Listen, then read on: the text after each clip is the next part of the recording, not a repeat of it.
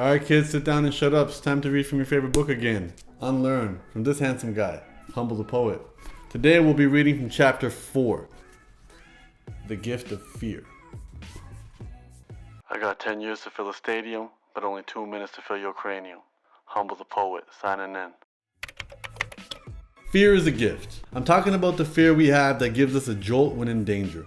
The jolt gives us either what's necessary to deal with that danger or what's necessary to get the fuck out of the way. That type of fear is something we only feel in the present, and it generally lasts for a short time. Humans are funny creatures because we can carry fears even when we're out of danger. If you've ever been a victim of crime, you know how it lingers and disrupts the normalcy of your life for quite some time. It messes with your sleep, keeps you on edge in seemingly safe situations, and can serve to paralyze you when you try to move forward. On top of that, we have this awesome, remembering the word awesome isn't always a good thing, awesome ability to create fear not only in ourselves, but also in others. Those fears include, but aren't limited to, fear of failure, fear of disappointment, fear of embarrassment, fear of loss, fear of change, fear of truth. These fears are technically considered phobias because they're irrational and don't actually involve danger. Asking that girl for her number and having her reply, "Ew, no," isn't going to be the end of your existence. It may feel shitty, and the desire not to feel shitty may keep you from asking her. These phobia-type fears aren't gifts like the adrenaline rush you get when the car in front of you stops and suddenly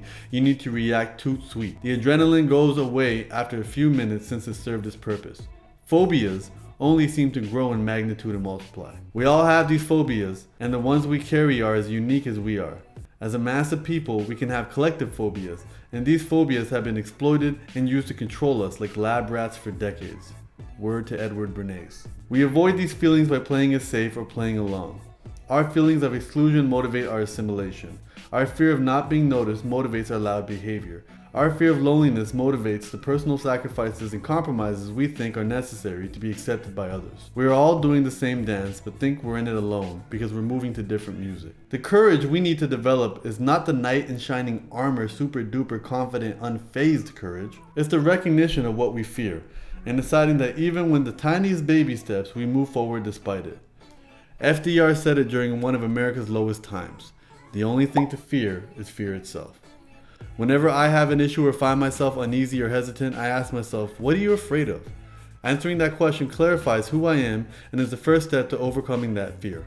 In most cases, what I fear is dramatically worse than the reality of the situation. No one is fearless, but the bravest people I know are those who are most in tune with their fears and phobias and have decided not to let them get in the way of their happiness. As always, this is going to require you to have a conversation with yourself to discover those fears. Identifying them will be the first step to conquering them.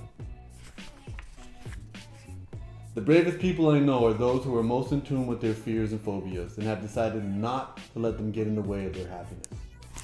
Alright, go to recess.